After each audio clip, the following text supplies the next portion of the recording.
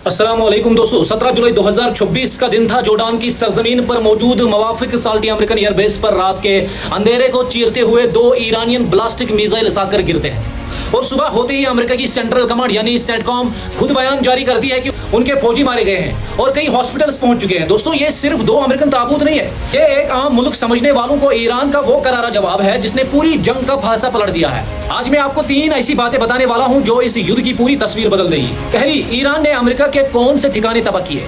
दूसरी, ईरान के missile suddenly इतने एक्यूरेट कैसे हो गए।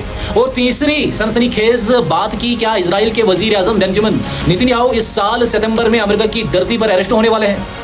पूरा सच आपको आपका भाई उमर इत्तू बताएगा, पर अगर अभी तक चैनल को सब्सक्राइब नहीं किया तो जल्दी से कर लीजिए। दोस्तों, ड्रॉप साइट न्यूज के मुताबिक ईरान की IRGC ने पूरे गल्फ रीजन में तैनात अमेरिकन बेसेस को हिलाकर रख दिया है। सबसे पहले उन्होंने कुवैत के कैंप आरिफ जान पर हमला किया, जो अमेरिका की पूरी मिलिट्री का सबसे बड़ा लॉजिस्टिक सब है, यानी उनकी जंग की रीढ़ की हड्डी। इसके बाद उन्होंने बहरीन में मौजूद अमेरिका के 5th फ्लीट के हेडक्वार्टर्स पर हाथ डाला। ये वही 5th फ्लीट है दोस्तों जो स्ट्रेट ऑफ हार्मूज में ईरान के खिलाफ खड़ा रहता है। और जोर्डान के बेसिस पर तो उन्होंने अमेरिका के 2 फाइटर जेट्स और 3 स्पेशलाइज्ड प्लेन्स को राख कर दिया।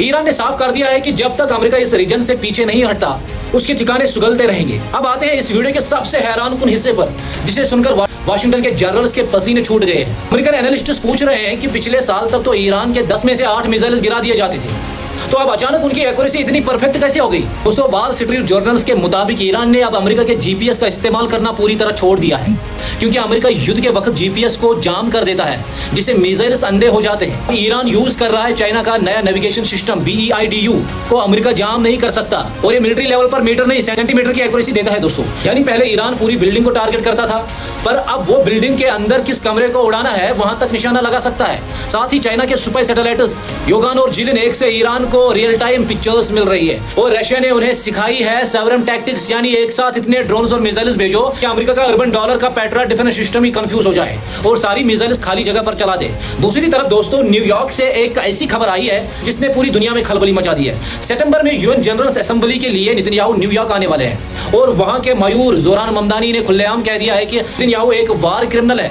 जिसके खिलाफ ICC का अरेस्ट वारंट है। उसे द हेग की जेल में होना चाहिए, और हम उसे न्यूयॉर्क में एंटर करते ही अरेस्ट करने के लिए लीगल टीम से बातचीत कर रहे हैं। अब अगर लीगल रियलिटी की बात करें दोस्तों, तो अमेरिका ICC का नंबर नहीं है, और नेतन्याहू के पास हेड ऑफ स्टेट की इम्यूनिटी है, इसलिए उन्होंने अरेस्ट करना लगभग नामुमकिन है।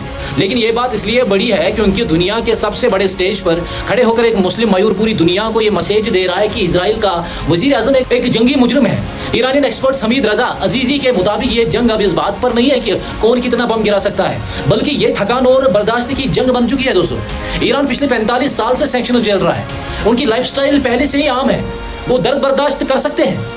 लेकिन अमेरिकन आबादी अब जंग से थक चुकी है, और जब उनके फौजियों के ताबूत वापस जाएंगे तो ट्रंप के लिए नवंबर के मिड टर्म इलेक्शन से जीतना नामुमकिन हो जाएगा। दोस्तों, छोटा पहलवान बड़े पहलवान को ताकत से नहीं बल्कि उनकी अपनी थकान से हराता है, और ईरान इस वक्त अमेरिका के साथ यही खेल खेल रहा है। आपको क्या लगता है कि चाइना और रशिया के इस सपोर्ट के बाद अमेरिका इस जंग से पीछे हटने पर मजबूर हो जाएगा? कमेंट बॉक्स में अपनी राय जरूर लिखें। आपका भाई उमर इत्तू हर एक सच्चाई आप तक पहुंचाता रहेगा। मिलते हैं अगले वीडियो में, तब तक के लिए अपना ख्याल रखिएगा। अस्सलाम वालेकुम।